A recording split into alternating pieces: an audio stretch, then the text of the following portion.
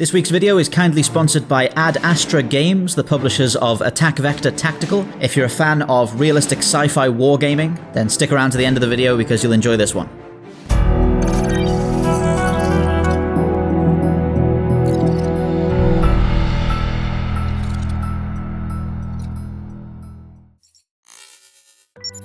Hey everybody, Daniel from Spacedock here, and I'm joined by Chris Danelon from the Expanse team.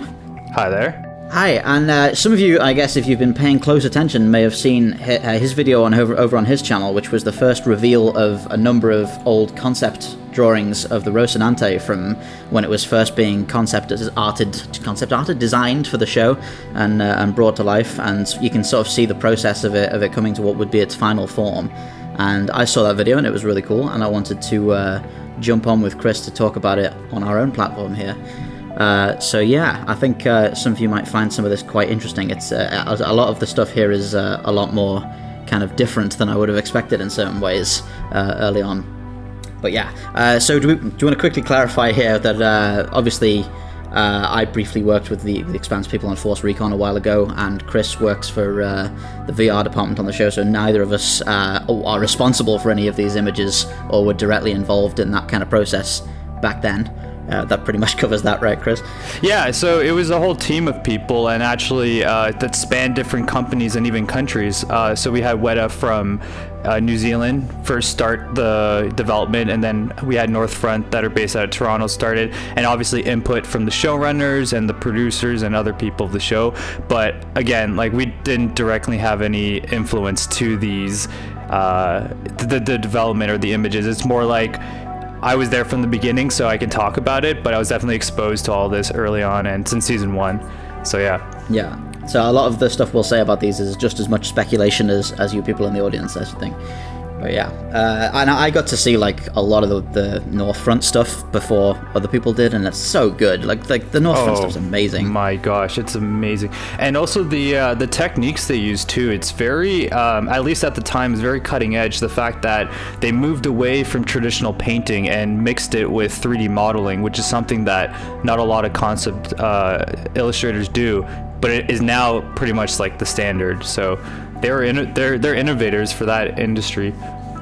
Yeah, I was blown away getting to see some of that stuff ages ago when it hadn't been released yet, and it's like all the stealth ship artwork and everything is just like every single piece of artwork they do is so gorgeous, like so much texture and detail to it. Yeah, and they do a lot of stuff for video games and other TV shows. So yeah, they're in demand for sure. Very talented people. Yeah, deservedly so, I'd say.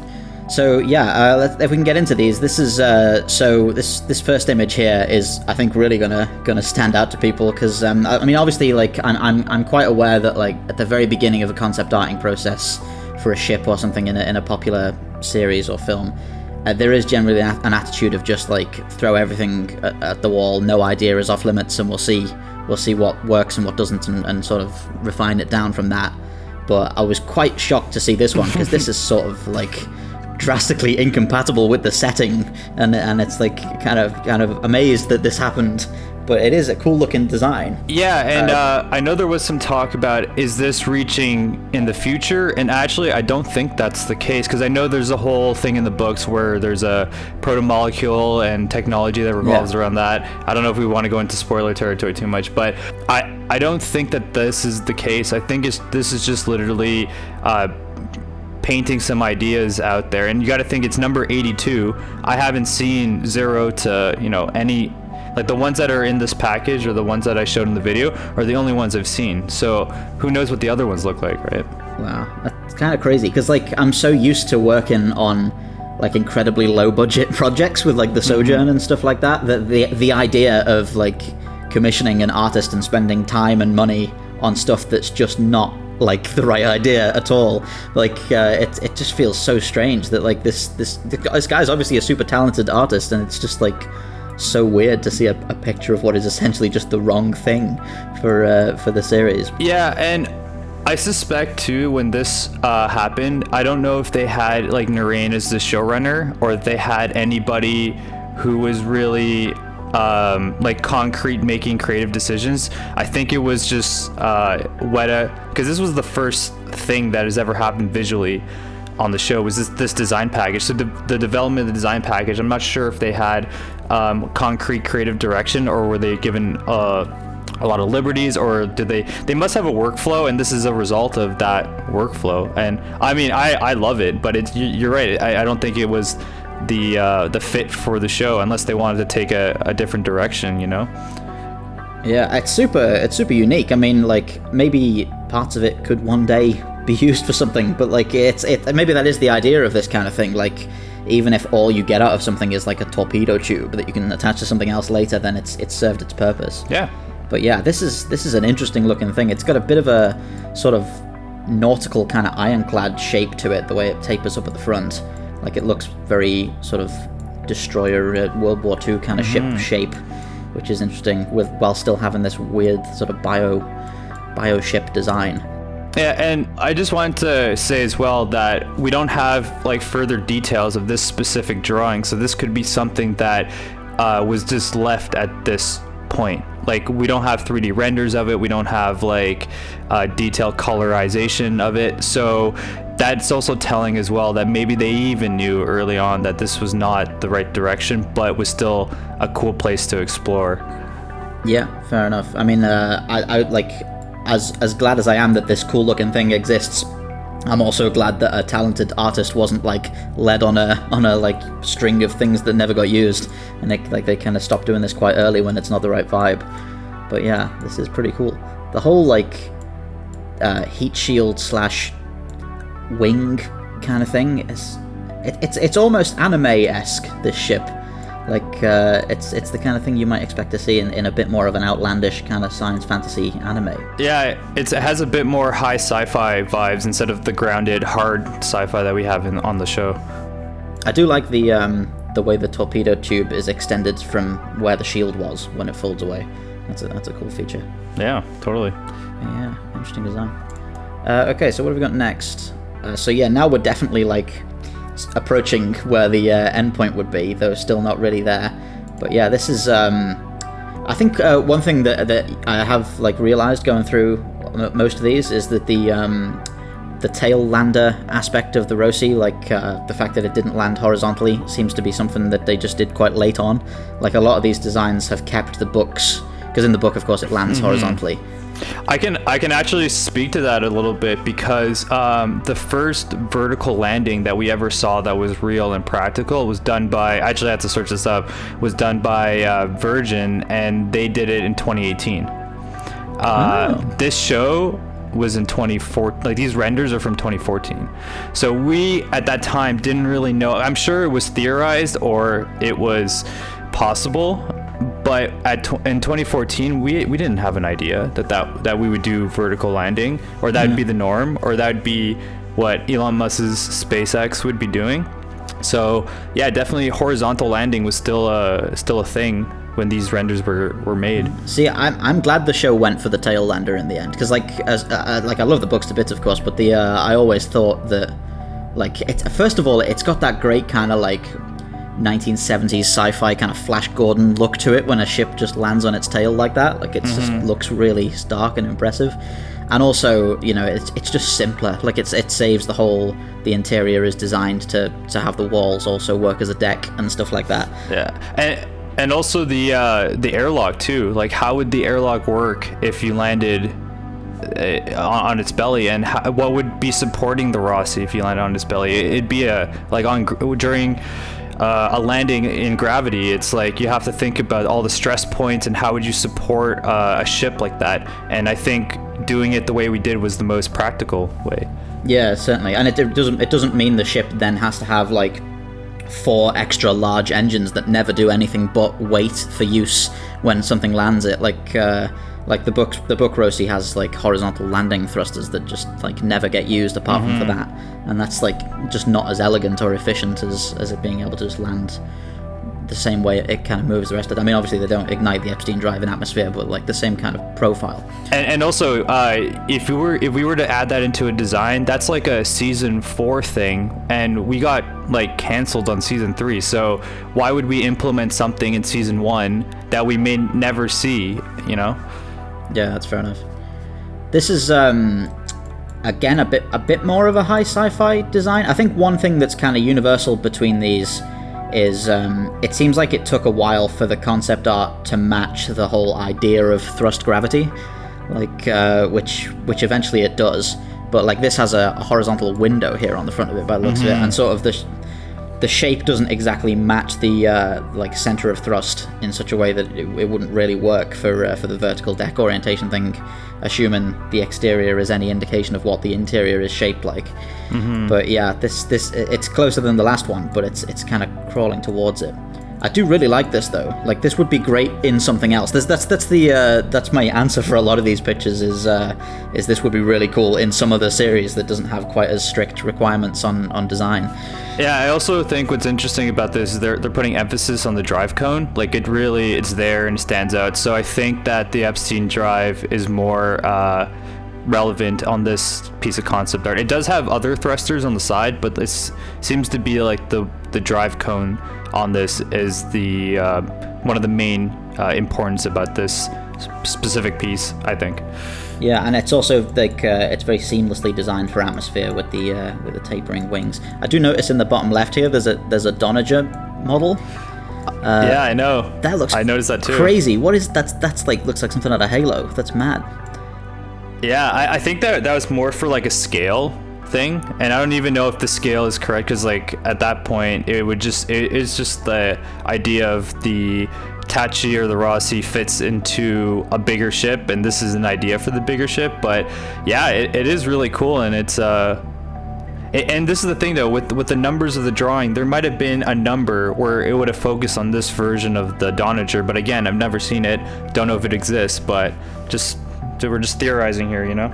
Yeah, it doesn't look like as many of them could fit in there as the final Rossi can, in, because like you can fit like 6 of those Corvettes into the final Donager in that big interior bay, but like the size difference is a little bit different here. But yeah, just this like crazy blade style shape. It's just kind of shocking. I guess it wouldn't be at the time, but and you get 5 years of Expanse and or whatever it's been, and you look back at this stuff and it's like, this is so odd. Like it just sort of like it doesn't have that kind of settled style that it ended up with. But yeah, okay, should we go to the next one? Okay, so yeah, there's a few of these ones. This is really interesting because this is like getting into this kind of space plane sort of aesthetic that is quite grounded. It's a little bit more sort of arty than it's like not as utilitarian as what it ends up being. It's very smooth. A lot of the designs are there's a lot of curved organic shapes to it. And I like the space shuttle style black and white two-tone. That looks really good. But yeah, it's like you can sort of see the show slowly figuring out that it's not about like wings and stuff like this is what you would expect spaceship designs for sci-fi to be like, where the Expanse has a bit more kind of draconian realistic rules on what they should be, which makes it all a little bit more sort of long narrow tubes and stuff rather than this kind of avian shape. I also feel like a lot of the times finding the rules it comes over time and with establishing, you know, and talking to experts and stuff like that. So this is all part of the development process. These rules, they don't come out of thin air. They come with a design process. They comes with the source material, with the, you know, looking at what the books, talking to, you know, experts in the field. I'm not sure how much they did that, but I know we do have like, you know, a few like space science orientated people that are related to the show. So there are resources that we go out to, and this is just a part of, you know, like feelers, I guess, just kind of getting to a point where, yeah. I mean, the process certainly worked out because like we ended up with what is rightly regarded as like one of the most science accurate sci-fi shows ever, and of course Naren Shankar's like, am I right in saying he's like an astrophysics graduate or something? I think he has a degree in engineering. But he is an absolute genius when it comes to attention to detail and just knowing his stuff, no matter what field it would be, whether it be, you know, biology to astrophysics. Like he knows his stuff, and I mean he's worked on everything from CSI to this. It's like, it's crazy. He was on Deep Space Nine. He wrote one of my favorite Deep Space Nine episodes, The Gathering. Yeah. Not The Gathering, The Quickening. Yeah. He knows his stuff. I'm so happy to work with a showrunner as passionate and as professional as he is. Yeah, I think you can definitely see the influence on the final product. Yeah, and the only thing I want to say about this, I get like Razorback vibes from these images. Yeah, don't you? I was just thinking that. Yeah, or UN1, like sort of the more kind of. Well, UN1 is like a suborbital thing, so it's got a bit of an atmospheric vibe to it. But yeah, like that sort of stylish civilian thing to it. Like it's not very warship-esque, but yeah, it's definitely got a bit of that Razorback vibe. It's cool. I like a lot of these designs, and again, like I kind of hope some of these artists get to use them on other projects or something at some point, so they don't go to waste. But yeah, they are really cool. Let's go to the next one. So yeah, this you were just saying earlier. This is like what you were under the impression the Roci would be for a long time, right? Yeah, really early on. This is my first exposure to what I thought it was going to be, and it was also the idea of like working in the art department. In the first season, I did graphic design, but we're also thinking about like how do we put graphics on the set. So we look at this and we establish like colors, and we establish like what are the interiors going to look like. Like I'm not a set designer, but I work with set designers. So looking at this, a set designer would be like, how would the inside of this ship look like? Of course, we would later get Northfront involved, and that's when we really got an idea of what the outside is going to look like, so we can reflect what the inside is going to be designed. But yeah, this was my first exposure to the Roci. Yeah, again, like not Expanse, but really cool is my actually. This is a gorgeous picture. Like it's just a great shot here with all the VTOL engines firing at the same time, and it's got like. I think like one of the only visual descriptions of the Roci in the book is that it looks like a chisel, and this has that on the bow, that kind of chisel shape. Yeah, but I found it interesting. It was a chisel, but didn't they say it had like a coffee cup stuck on the back? Yeah, too? the coffee cup is absent from this one. Yeah. But it does look like a chisel. Yeah, and this is like the first appearance of the darker coloration for the MCRN. Yeah, I think this was important because establishing a color palette is also because like for example, the UN1 have a different, even though they have warships, they have a different color palette. It's more blues. It's still in the dark sort of palettes, but yeah, I think it's important because it did establish like a sort of, hey, this is like when we were creating the MCRN logo, we would reference this to move forward. Right. So yeah, that's pretty cool. I really like this design, and I don't think this is even like this could maybe fit in the Expanse somewhere. Like I guess if you ever wanted to visualize like something 100 years in the future or something, maybe like it's not entirely out of left field for a realistic setting. So it's I like it a lot. It's a cool shape, and again it's a lot of that civilian Razorback kind of smooth lines vibe. Yeah, very cool. And then we again have just the same thing, but with the Space Shuttle two-tone. Like while I recognize that this darker one was like super important in setting the trend, as just a ship in general and not an Expanse ship, I think I like the black and white better for this. But yeah, it's very kind of like, it reminds me of some of the Concorde ships from EVE Online and things like that. I mean, maybe one of the things they realize that as a military vessel in space, maybe having white isn't the best material. I guess, yeah. I mean, the distances involved, it wouldn't really matter what. Like, you'd be bright pink. Yeah. But I suppose like it's a lot of like visual language, because you're going to see a lot of them on screen and in ports next to each other and things like that. Yeah. Cool ship. Totally. Yeah, and this is back to the one from earlier. I like this a lot. Again, like in another setting, it would be really cool. Like you can see the jet engines on the front there. So like, obviously it's switching to air breathing propulsion when it comes into land, which is pretty cool. It's nice to see it too with human scale and perspectives. Just get an idea how big it is. Yeah, it's so handy. It's so useful to have that kind of thing. I mean, like, I've been doing Spacedock for 6 years, and I swear most sci-fi writers have no idea what the hell a meter is. Like, it's just completely like disproportionate nonsense so much of the time. It's I like how much care Expanse puts into that kind of thing.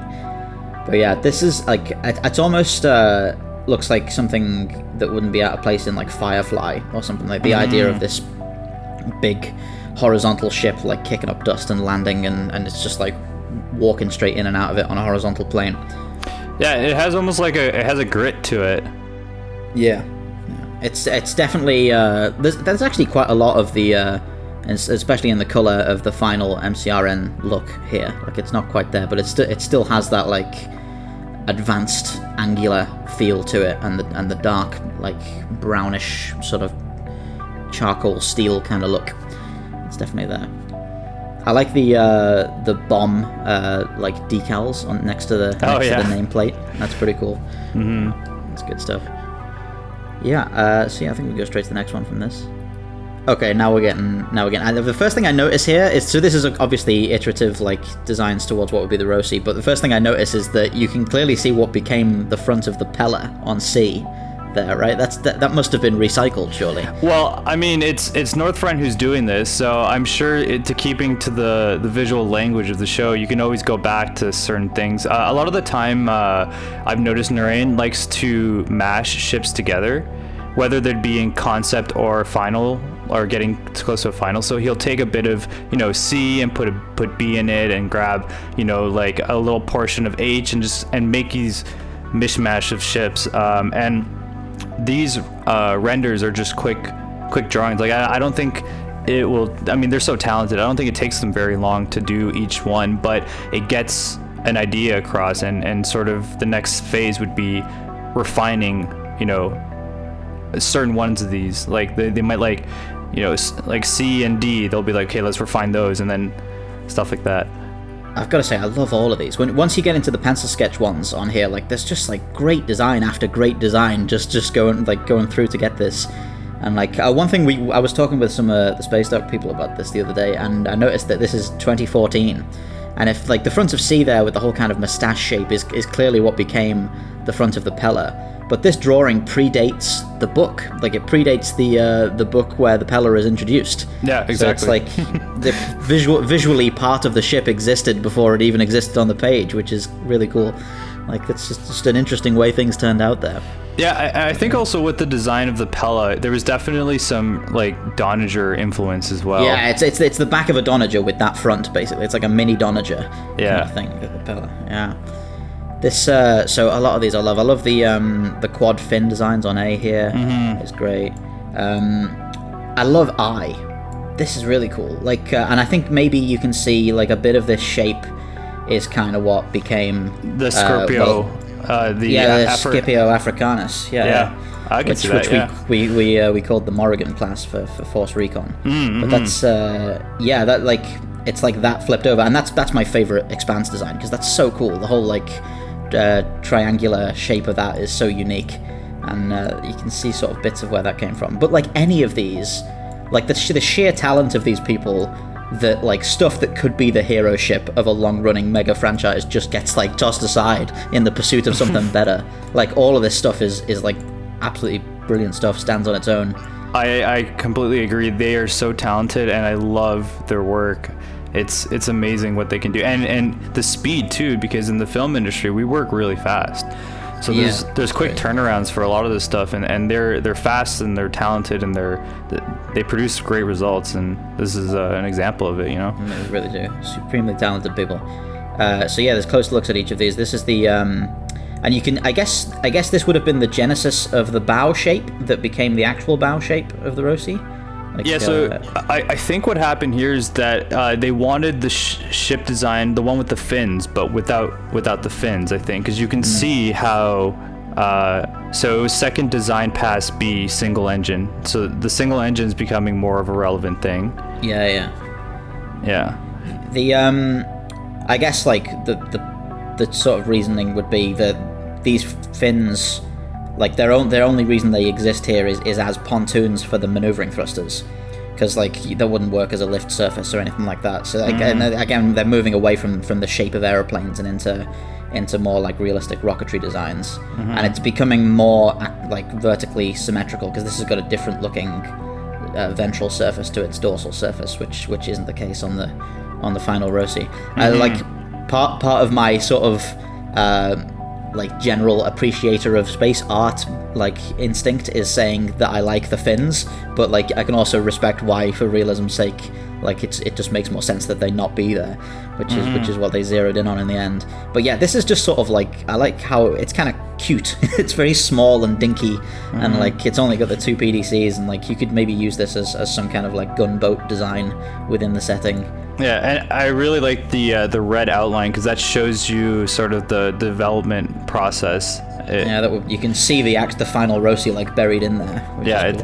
It's in there for sure. I mean, there are a lot of design differences, like the front end looks a bit squished and stuff like that. So they're definitely getting close with this. Yeah, it doesn't have all of the antenna stuff yet at the bow. Things like that. I noticed the finished Knight in the bottom left here. Was that the first ship that was designed to completion?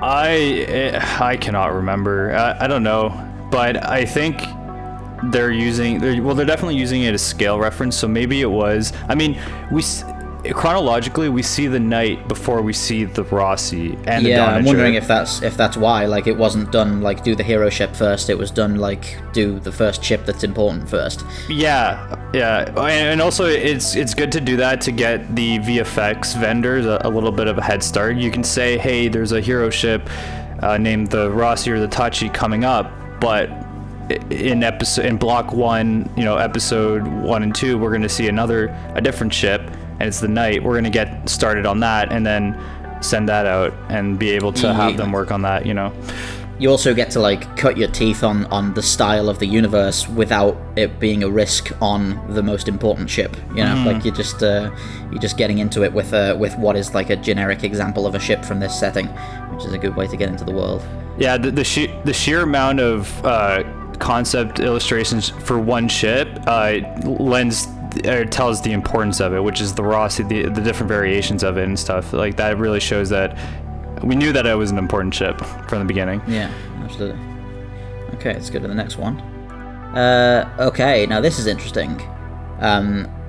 This is like, I guess, it's a sort of the previous one I would say was closer to the final Roci than this. Yeah, so they're a little bit out of order. That last image was pretty much that we just saw would be the one that before we start getting to like actually 3D modeling these are all like refining the initial sketch when you had A to like I can't remember H or something or I.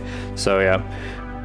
Again, I really like this. I really like the square engine blocks and all that. Like, I have to put aside that, like, I mean, I would have made the same choice about the single engine bell in the end, because that's correct. Like, that's not only correct for the book, but also just the most realistic way to design a thrust gravity sort of realistic spacecraft. But then also, this does look cool. It's kind of my conceit here.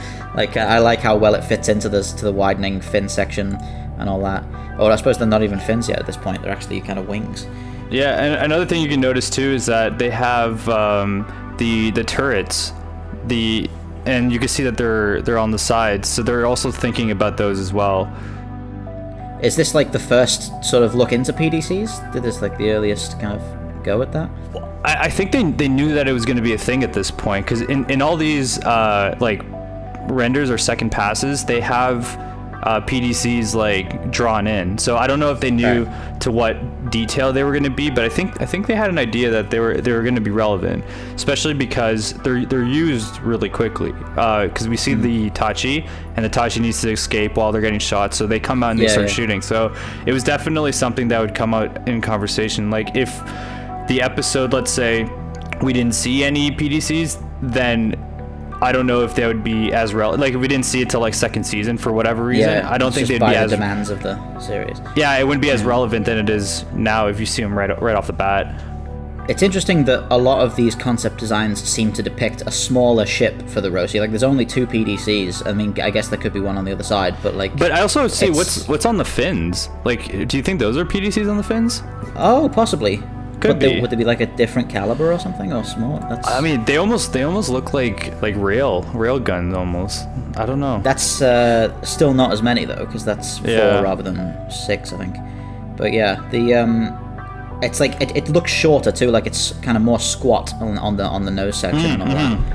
Like, the Roci, the final Roci, feels more like a frigate, which is kind of what it's meant to be, like a light frigate. So it's got that kind of right feel to it, especially compared to the Knight there. But yeah, let's go on to the next one.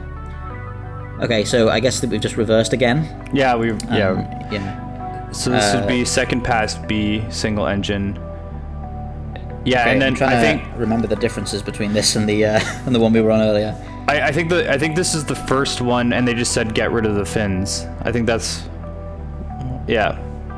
Yeah, and still it's got a different shaped. At some point, these like the vertical and the dorsal and ventral detailing is going to become the same. Whereas at the moment it's not got that yet. But yeah, let's just go straight to the next one, I think. Okay, so at some point it was 4 fins. Yeah, it was, I guess. Or this design had 4 fins.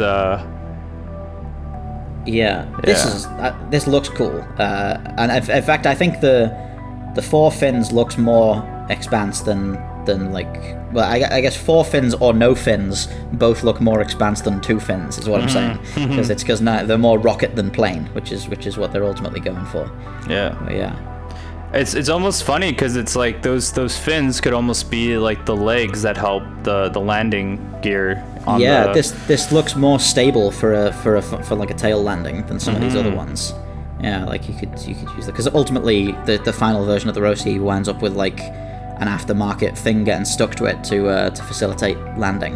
Yeah, exactly. Like, it's not part of the design. Yeah. Okay, so here's a very different direction, and like I really like this. This is a really cool looking ship. Like I almost get like UNN vibes from this, and I don't know why. It has.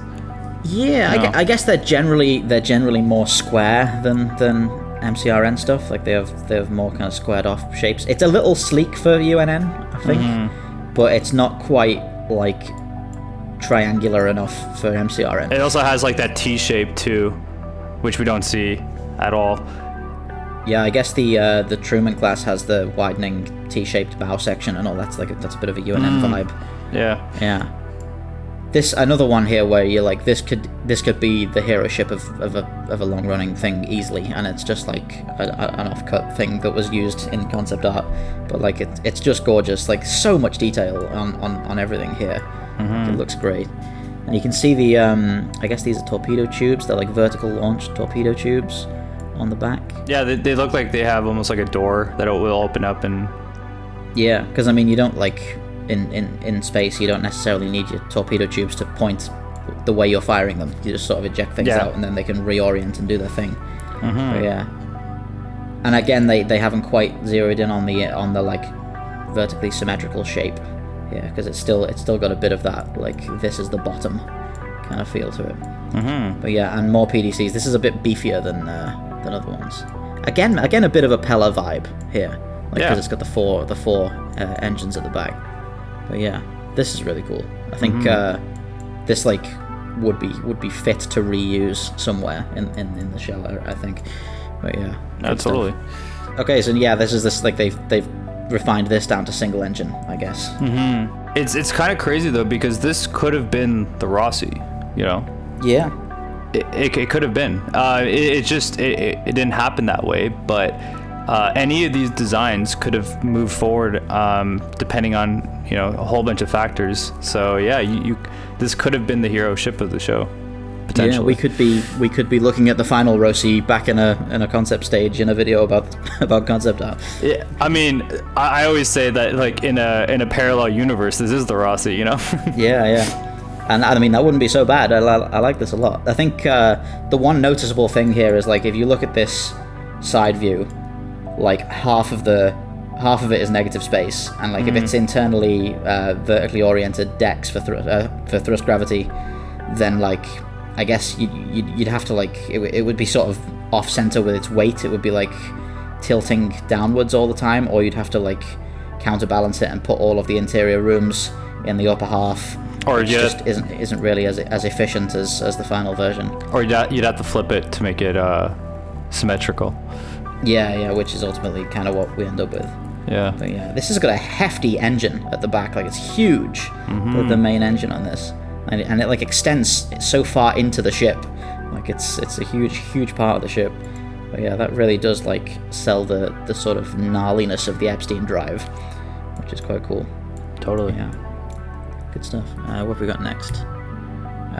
Oh wow, so this is like a beefier version. So were these like two two like ideas being explored at the same time? Because like there's a clear iterative process for both of these takes on the Roci. I think so. It's hard to say going back, so many years, and also not being directly responsible for this development process. So it's really hard to say, but it does look like they wanted to explore this a little bit more, or else it wouldn't have made the second pass, Oh, so I just noticed now that this is like, it's got the shape of the 4-engine version, but instead of engines, they're like cowlings around one engine, which... Oh, yeah, I see that, yeah. That's quite clever. I like that, because it's like allows it to have that externally angular blocky shape while still having the realistic single line engine. But you can definitely really cool. You can definitely see how a lot of these are almost like collages of other stuff, like bits and pieces that are put together, and Yeah, you can totally like imagine that it's just like, I like this, but bring it back to me with a cowling instead of a square engine or whatever. Like just little tiny notes being attended to and then sent back in. Mm-hmm. Yeah, that's very cool. Oh look, this is the I guess that's the first appearance of the big like diagonal antenna thing that made it onto the final Roci. Yeah, front there. Yeah, and yeah, this is again just like a mishmash of different bits from the two. Mm-hmm. Yeah, this makes the engine look even bigger because the rest of the ship is more skeletal now. Yeah, like, it just looks even more like sort of unbalanced with this huge engine. But yeah, good stuff.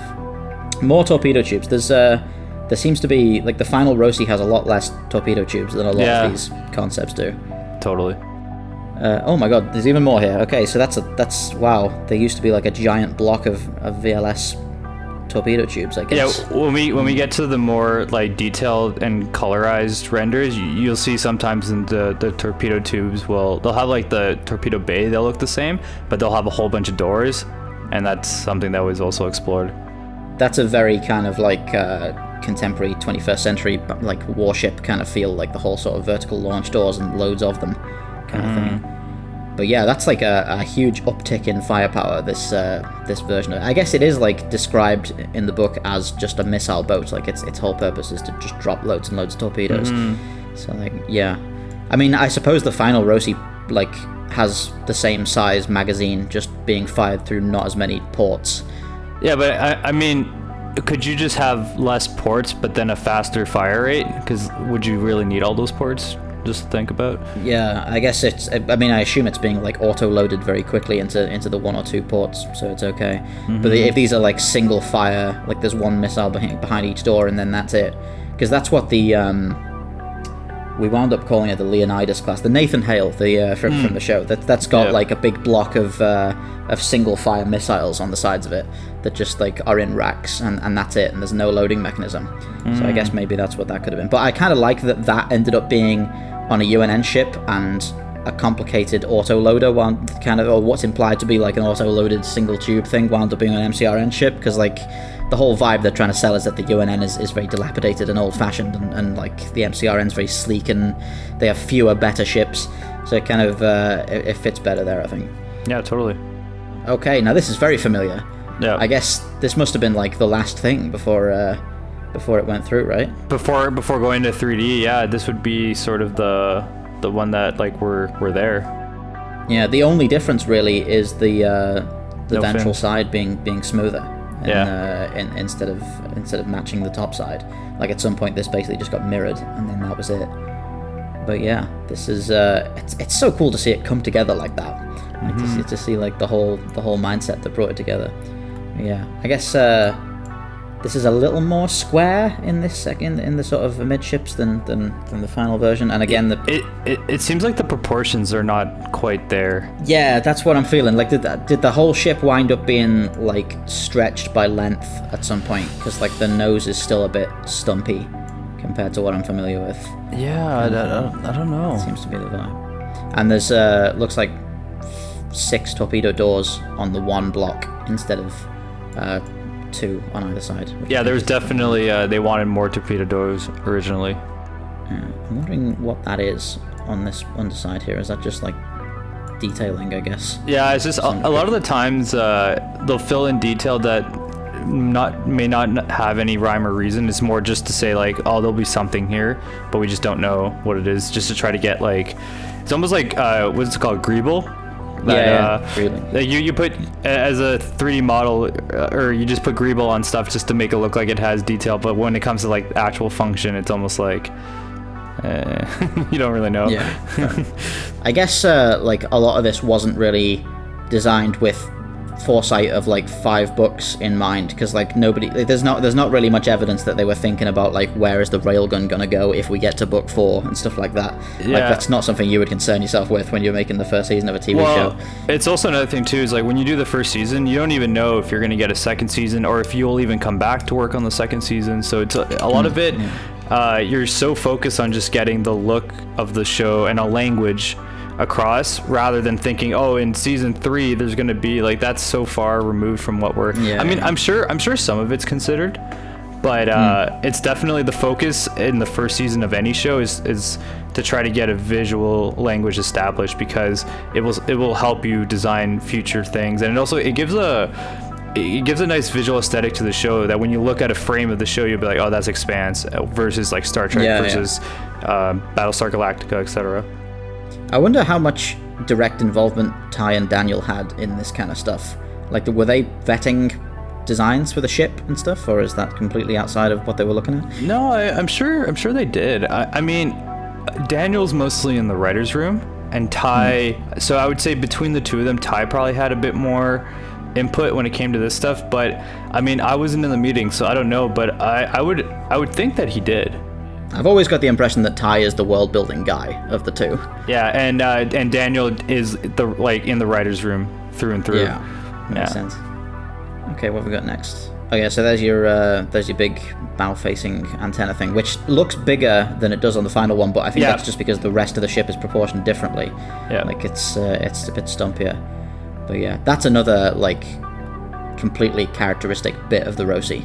It's funny because when I first saw the antennas, we all just assumed, I'm like, oh, those must be like blasters or something. Like we didn't realize that we're like, oh, those are antennas for communication. Like that was something that we learned really quickly. But when you first looked at it, not knowing that they were antenna arrays, then we thought they had some sort of military, combat function. It looks like a railgun because it's got the fork shape with the gap in the middle, and then like sort of ironically the railgun ends up being in between them, so like it's sort of living up to its shape.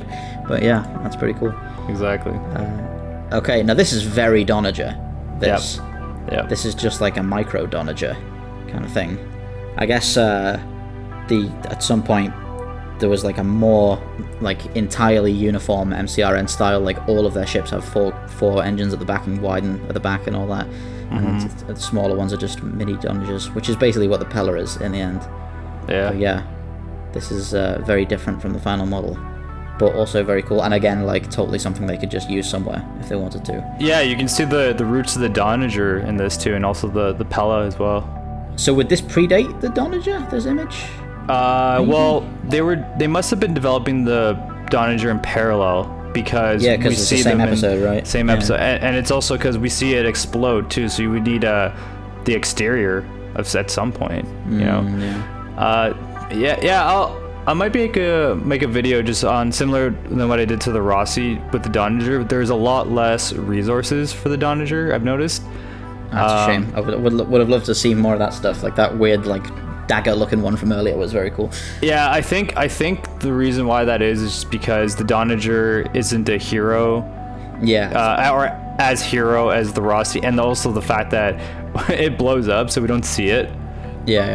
For very long. Yeah, that's fair enough. All right, so now we're getting really, really towards the end here. Yeah. Like this is as you were saying, it's the much more torpedo doors is the main difference really. And also, like, I guess that it hasn't arrived at the quintessential orange and charcoal MCRN color scheme yet. Like, this looks more like the civilian Roci after it's escaped and gets its sort of generic paint job. Yeah, totally. Yeah, and it's also, this would be before we had any like MCRN logos or the MCRN flag too. So this was all like would predate that, I believe. I mean, it's like they'd really zeroed in on it by now. Like a lot of this stuff, like Expanse has such a a sort of classic SF novel book art, kind of like cover art kind of feel to it. Like it's just got that gorgeous kind of style, and like it really lives up to it here. Yeah, this is a good one. I mean, at this point, we're pretty much getting there. Yeah, again, only 2 PDC ports. There's none on the sides of the nose yet. Oh yeah. The ship still looks smaller. Yeah. Okay. All right, now we're really getting it. And there's what you were saying before. This huge backpack of VLS doors on there for just way more torpedoes. Yeah, and also I think there were a lot of conversations about the actual torpedo bay itself, like how would it fire torpedoes, where would it be, because at some point we even had actors walking on it, so we had to build it. So there was but I think that was later on. That was in season 2, I think. Wow. So like obviously the final Roci has a completely automated torpedo bay that you can't get to as a person inside the ship. So like it's interesting that at some point there was a torpedo bay set. It's pretty cool. Yeah, it was but it was exterior though. Oh, okay, right, for like a spacesuit sequence or something? Yeah, for a spacewalk. Yeah. And you can also see the kind of zeroing in on the MCRN logo here. Yeah, one thing I didn't cover in the video, which again could be a video on its own, was so in the design package that Weta did, they actually did a graphic pass of what MCRN graphic design in the show would be like. Oh, okay. They did, and they only touched on it in like maybe 2 or 3 pages, but some of it would be like advertisements on series, like market districts, or it would be like what would the crest on a military MCRN Marine look like. That they did a pass on that type of stuff. And that's starting to inform other things now that we're getting there. Yeah. So what would happen is when you have the graphic designers on the show start, or even like when Northfront starts, we have something to reference and to put on things, and then later it would get refined and finalized and with approval from higher ups. And you can definitely see the beginnings of the orange, like it's thinner here, the orange trim around the charcoal color. It's such a great color scheme. The MCRN have such an iconic color scheme. Like that really worked out in the end. And I like these white targeting laser scanner things on the PDCs. Yeah. That's a very grounded, realistic kind of thing there. Like, that looks pretty cool. Yeah, and that's something that we don't see in the final renders. Yeah, I guess I would have liked to see those. That would have been a cool thing to keep. Maybe it's a little too because that looks like very near future kind of tech. Maybe the Expanse is a bit beyond that.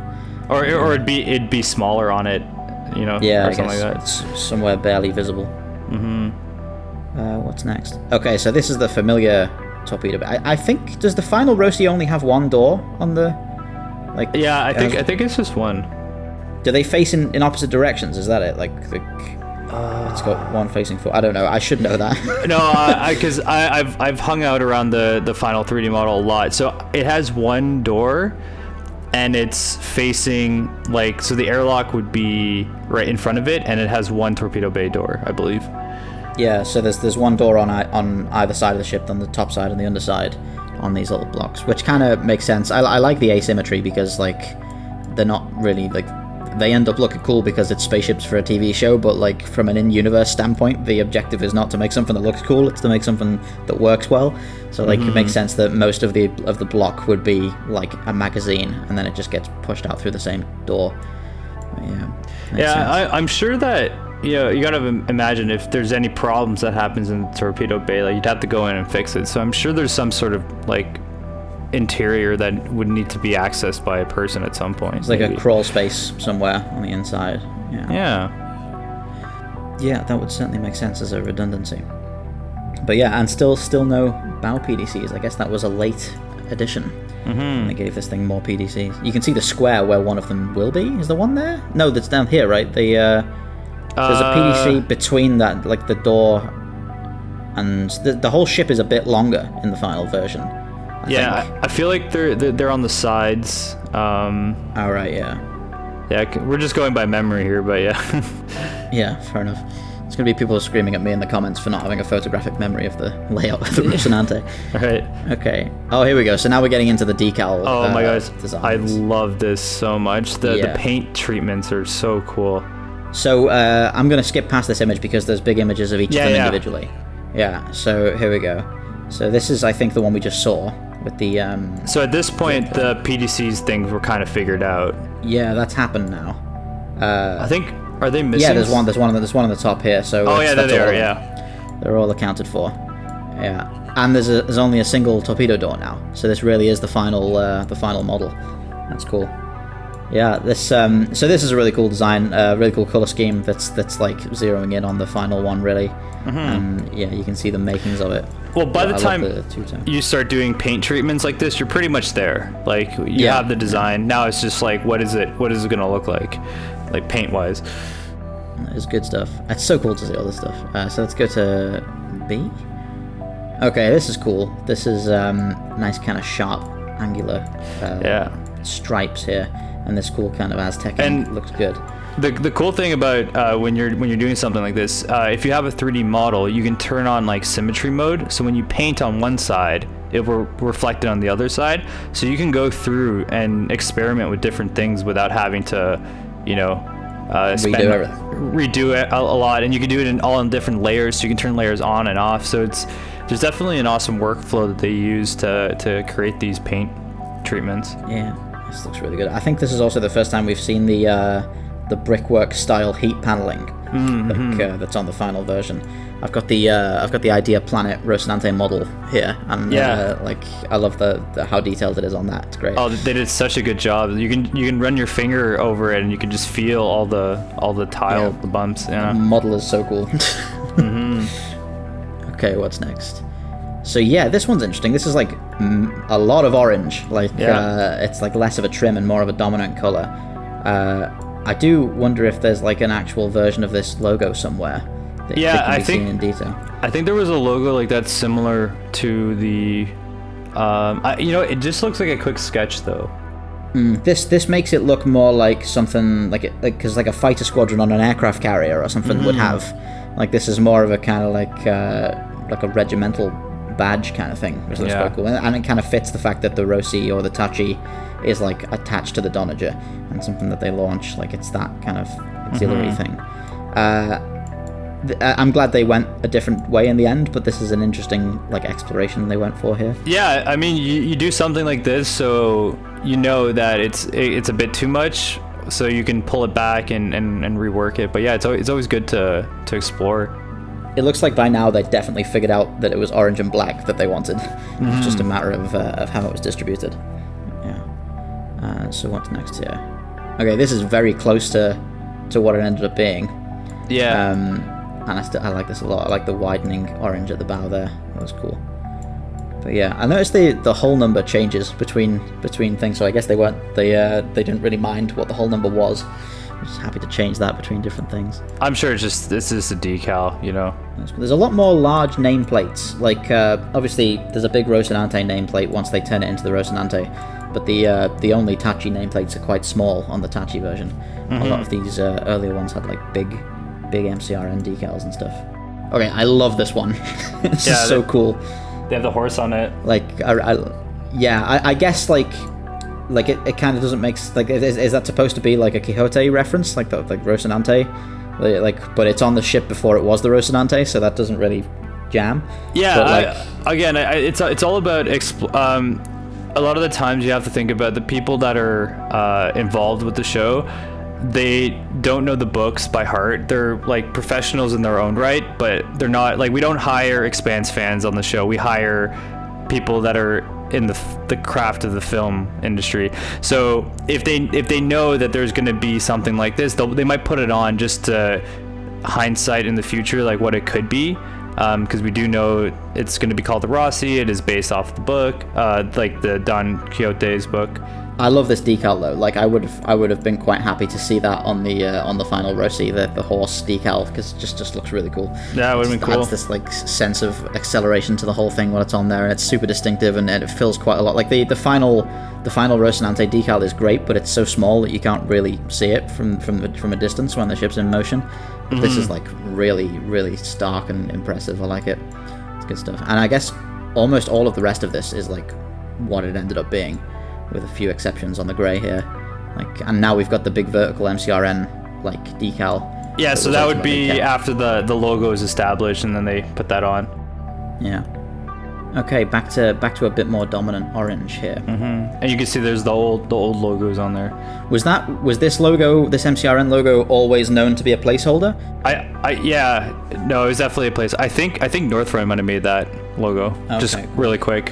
Yeah, it's interesting how like the same vibe ended up in the final one, like the same circle in the middle and all that. Or what could have happened too is the graphic designer on the show, because I know who did the logo. His name John Hunter, Vipers is what we call him. So Viper designed the MCRN logo. He could have just done a quick one and then send it to them, but that doesn't look like his work. That looks like something Northrun might have done. Okay, cool. Yeah, I like it. Okay, back to a sort of grey with little light orange trim kind of thing and large hull numbers on the sides. Yeah. I think this is like too dark. Is the problem on this one? Like, I like it, but it would make the ship quite difficult to see in any kind of flybys. There's like not enough of a trim going on. Yeah, it's very black. Like you do see, I don't know, you like for a split second you see some footage of the MCRN Karakum in season 2, which is another ship of the same class as the Roci, and that's like a black ops design. Like, you're telling me the one that was in the bay, the Donager Bay? No, the one that's delivering the hybrids to Ganymede in season 2, and you see like footage of it getting torpedoed by Aaron Wright on like a torpedo camera or whatever. I think that's the only time. It's the only time you ever see another ship of the same class as the Roci in the whole show. But yeah, if you were going to do like a Black Ops one, like this kind of predominantly black color scheme would certainly fit.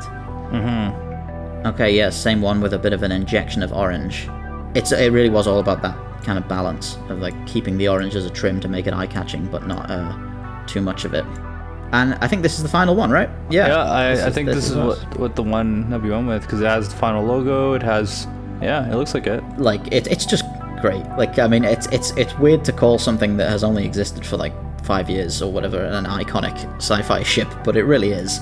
Like all this like careful iterative process just tremendously pays off. And even though this is like a visual version of the Roci that we only see for one episode before it gets repainted, like it's still the one that you'll always see people like posting on social media and stuff like that, as much as the others. Like, I think every version of this. I saw someone paint the model that came with the Kickstarter into its touch. It looked amazing. Wow, that's cool.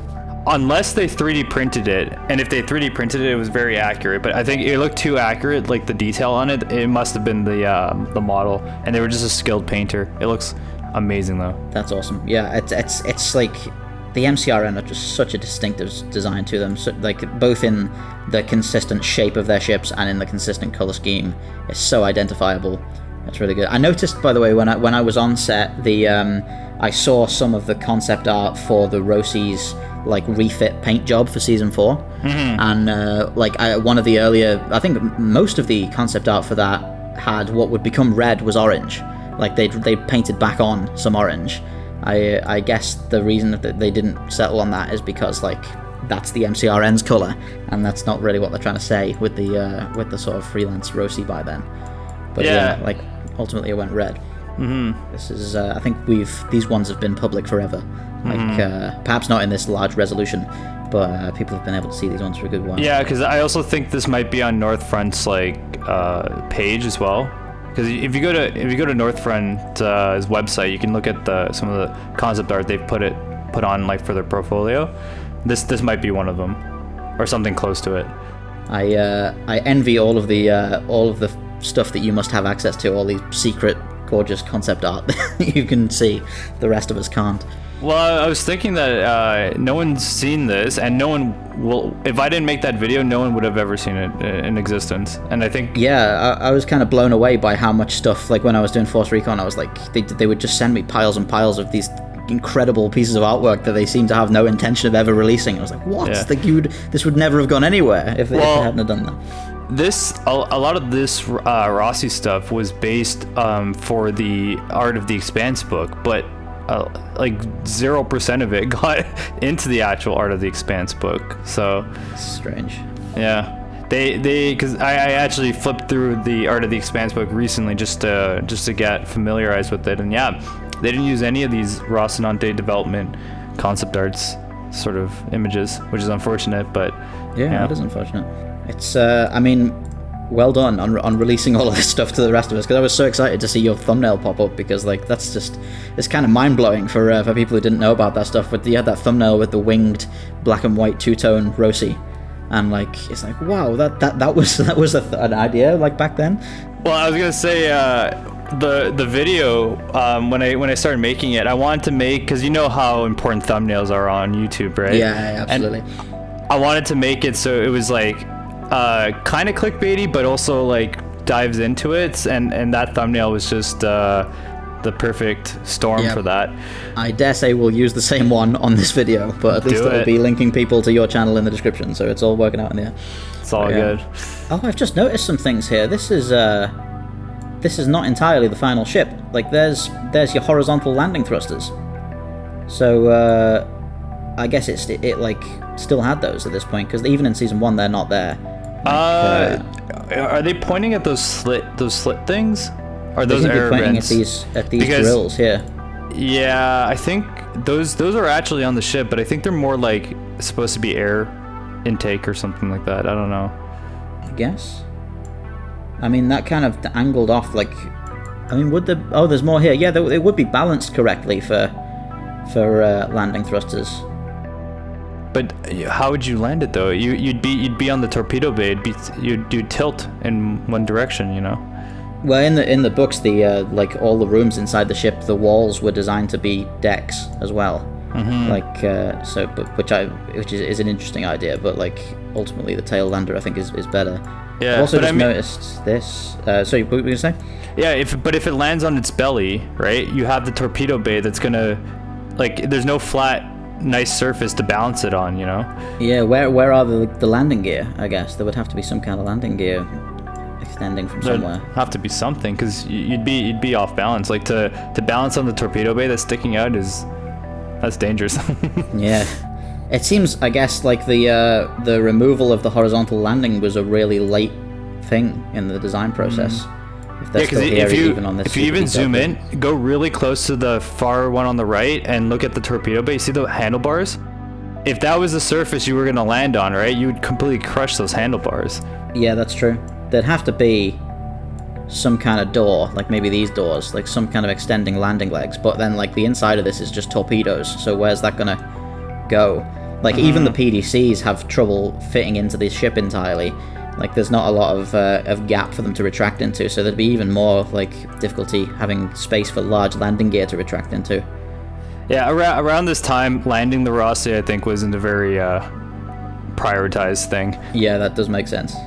But I did notice this, I guess this was ditched at some point, the idea of having a big blast shield that comes down over the airlock. No, there's a blast shield on the current model. Is there? Oh yeah. Well, oh my god, I never noticed that. Did you see my video about no windows in the Expanse? Maybe. I think I did, but it was a while ago. Yeah, I made it a few months ago. So basically, I made a video talking about why are there no like massive windows in the show, and there's multiple reasons of it. But some you don't people need to be able to see anything in space; the distances are too big. Yeah, but some people were arguing there's a window in the airlock, and I told them, I said, pick up your Roci model that you got from Kickstarter, look at where the airlock is, and you see a blast shield over it. So when you're in flight or when you're in combat, there's a blast shield on it. That window, that little window that's on the airlock door, will never be exposed to space when you're in Can't believe I didn't know that. Transit. That's so cool. Like, yeah. And I guess the bottom door is like a cargo door that doesn't have a window, like down here. Yeah, I think the whole cargo bay thing is a whole different.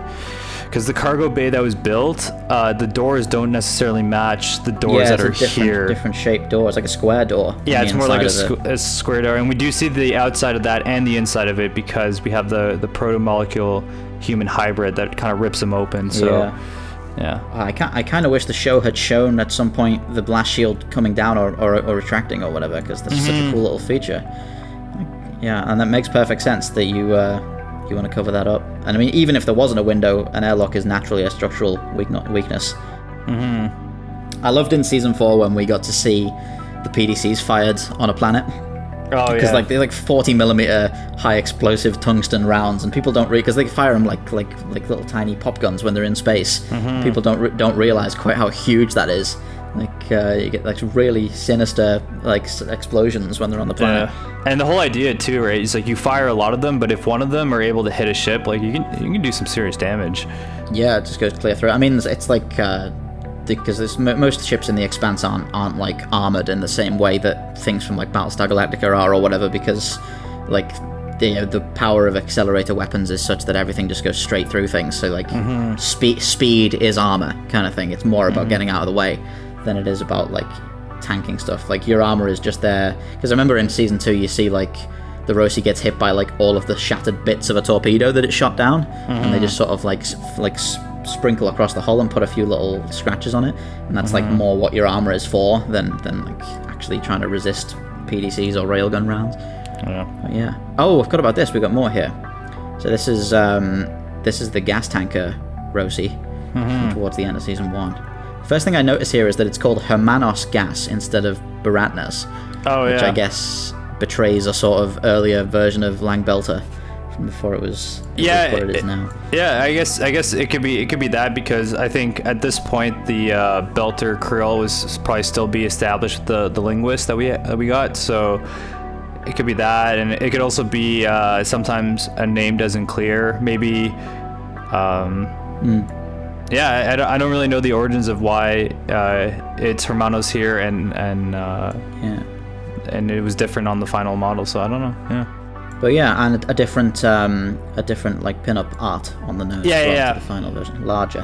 Well, because we knew that the Rossi pinup girl had to be a whole, like, it was important. So I think this was just a quick one they designed, and it was definitely influenced from like the Spitfire bombers that used to have the pinup girls on the side. So yeah, this is. And that's like actually mentioned in dialogue, because Amos talks about how he knew somebody called Rocinante. So that's like, and then of course you've got him painting it on the ship. So if it's like actually a point in a script, then it's going to be something that actually is paid attention to in detail in art stuff. Oh yeah, totally. Yeah. And actually, I think the one that was Amos painting it on the ship, kind of cool thing is that it was actually painted on like in real life, and then what you do is in post you remove it and then add it on as he's moving. Oh, which is like the opposite of what is happening in the show, because he's like using a digital like painting thing. Well, when you think about it, let's say you were to do the reverse of that, so it doesn't have anything and you're going to add the image in afterwards, you would have to track it, and you'd have to find where the Rossi goes and track all that. But instead what you're doing is you're almost like doing a removal process to an additive process rather than a additive process. Holy shit, we have to track this image the whole time on the surface. So sense. Yeah. I love that piece of technology in the fiction, that it's like presumably he's got like a JPEG loaded into a thing and it just like prints it, where he sweeps it. That's really cool. Look at some t-shirt printers they have nowadays. You just upload an image and they print it directly on. Like, it's not too far removed from what we might have in the future. The Expanse walks that line so well. Like, there's so much of the Expanse where you're like, I bet that's exactly what it'll look like. Like all the glass mobile hand terminals and all that. It's like that's a pretty solid prediction, I think, of what a lot of this stuff will wind up looking like. My problem with transparency, though, there's a lot of issues with transparency. It's because, like, I feel like a lot of time you get, if you're unable to make it completely not transparent, I feel like there's a lot of issues. Like, if you can see light bleed that goes through your screen, like, that's going to be an issue when you want to like watch a YouTube video or Netflix or something on your phone. So that'd have to be something that you have to consider too. I appreciated something the Orville did, where it had those kind of semi-transparent displays, but like if you looked at them from the back, they looked like frosted glass or something. So like you had privacy. Like people can't see what you're doing in reverse by looking at the back of the screen. Like it's sort of backlit with this blur effect. That's cool. That makes sense. Anyway, okay, and this is much closer to the final gas tanker version, but still a different artwork on the side. Still different artwork, but it's getting closer. Like the Rossi lady has the font underneath, and that's the final font, right? Or something close to it. Yeah, so it's getting there.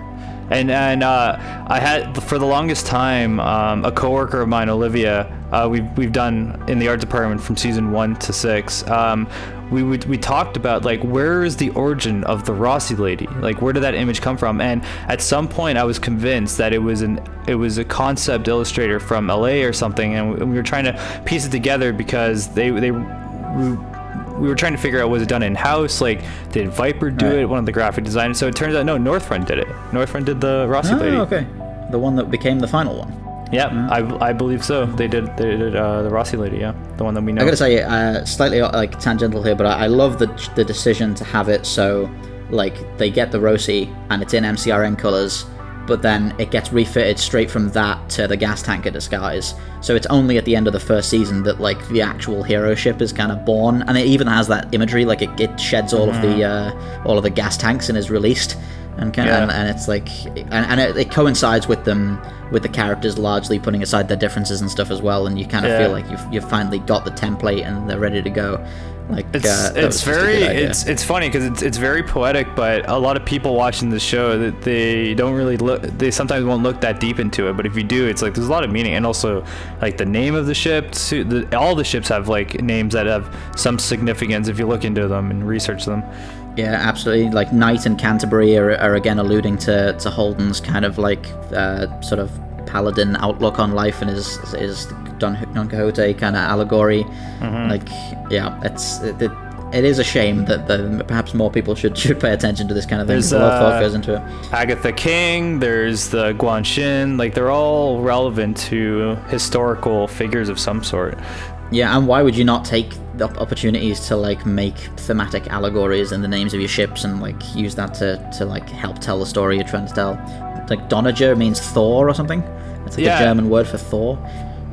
It's interesting though, because I feel like if I were to do that, it'd be too literal. You know, they found a good way of making it just so it fits, but it doesn't hit you in the face of how literal it is. You know.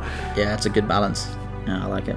And I loved being able to do a bit of that myself when I was working on Force Recon. Like we did the Amun-Ra for the stealth ships, which is the hidden one in Egyptian mythology and all that. Oh yeah. I was quite happy to see that they released a piece of official merchandise of of like a T-shirt with a diagram of the Razorback on it, and the shirt included the term Proserpina Sunflare as the name of the ship, which is what we came up with for when we were working on it. Which is Proserpina was daughter of Ceres in mythology, which I thought was appropriate for Julie Mao. Like that was a good fit for that. Nice. But yeah, that's the one thing I was glad to see recognized there. That's cool. Yeah, I think like the whole like way concept art and the design process works is completely lost on a lot of sci-fi fans. Like they don't really understand quite how like complicated and involved it is, and how many iterations things go through before they finally get to what you're imagining. I also feel like I'm in a special position where I've been working on the show since season 1, but I also have like a voice on YouTube, so it's a way to sort of branch. And I'm also obviously a fan as well, so I'm able to bridge the gap between like crew, fan, YouTube, and all that stuff. So I think it's interesting to explore more of that in the future. Yeah, we're lucky to have it. Appreciate it, and I look forward to seeing what else you can release to us. By the way, you'll all want to check the description for Chris's channel, where he releases BTS content from the Expanse, much like these images. And also, I just wanted to mention your game on Steam, the Indigo Parallel. Yes. Which I'll also put in the description for people to check out. Now, I must confess I didn't have enough time to properly research this, but as I understand it, it's kind of something in the vein of like Outer Wilds or Stanley Parable kind of thing. Like it's a bit of a puzzly kind of thing, right? Totally right. Yeah, it's a game where when you play it, it branches off into different pathways, and your decisions will influence the levels later on. And it's a very, very weird game. But if something like the Stanley Parable or just a weird game in general is something you're interested in, you will definitely like the Indigo Parallel for sure. Am I right in saying that's not released yet? It's not released. It's going to be released November 24th, 2022. So we got over a year. There's still a lot of development when it comes to all the branching pathways and a lot of trailers I still need to make and media content, but it's all coming. It's all in the works. It's Yep, but you can certainly wishlist that on Steam if that's something you're interested in. And the link for that will be in the description. So yeah, go ahead and check that out. And thanks again, Chris, for joining us. This has been really good fun, and I hope everything continues to go well with your own channel and the game and all that. And I hope some people watching this will go and check both of them out, because it's definitely worth your time. Thank you very much for having me. It was such a great time talking to you. And also, I met you in person too, so hopefully we can do that again. Yeah, hopefully. Once I guess now the international travel has become less horrible, we might be able to do something in future. And that'd be cool. That'd be when great, I'm back on the convention scene and all that. Okay, well, thank you all for watching, everyone. Check out the links in the description. Thanks again to Chris, and I'll talk to you all soon. Big thanks to Astra Games for sponsoring this video, the creators of Attack Vector Tactical, which is about as close as you'll get to matching space combat scenes from the Expanse in a tabletop format. It's an Origins Award winner for Best Miniatures game, has fully realised 3D vector movement with fuel tracking and an intricate playstyle. Nearly everything you do in the game triggers a clock before you can do it again, pivoting your ship to get beams in arc, firing weapons and waiting for them to cool off, recharging capacitors after you've fired, and this results in gameplay described as 3D chess with vectors by a Hollywood special effects specialist. Underlying the game's mechanics is a phenomenal attention to detail for physics, tactics, and world building. Every rule that touches on physics seems to have a sidebar explaining the math behind it, and it's fascinating to see how these elegant game mechanics and play aids work. There's a bunch of details you wouldn't think of putting in a tabletop game, like the shape of the ship determining how quickly it pivots, or power generation and storage systems. The kinetic weapons rules use the vectors of the launching ship, launcher, and the target, and a lot more to uncover with repeated play. The physics and the world building influence each other. There's reactors generating heat, which is stored in heat sinks, extending radiators to get rid of that heat. There's a surrender signal, kind of like striking your colours in the Age of Sail, and there's fiction set in the universe in the box set and in the supplements that's very compelling and highlights the world building. So if piloting a spaceship via laminated cards isn't really a thing, there's a bunch of reading for you as well. Most of the screenshots of hex grid and boxes on sticks come from Astra Games' virtual map over at Analog Space Combat by Internet. While this has played well in tabletop over the last 2 years, Astra Games has been focusing on getting play over the internet working, and they have instructional videos up on YouTube, and they'll set up teaching games at the drop of a hat over on their Discord server. You can click the links below to get to Astra's website or to their Discord server. Teaching games are free and require no prior purchase of the game. So please do check out Astra Games and Attack Vector Tactical, and big thanks to them for sponsoring this video. This is Daniel from Spacedock, signing off.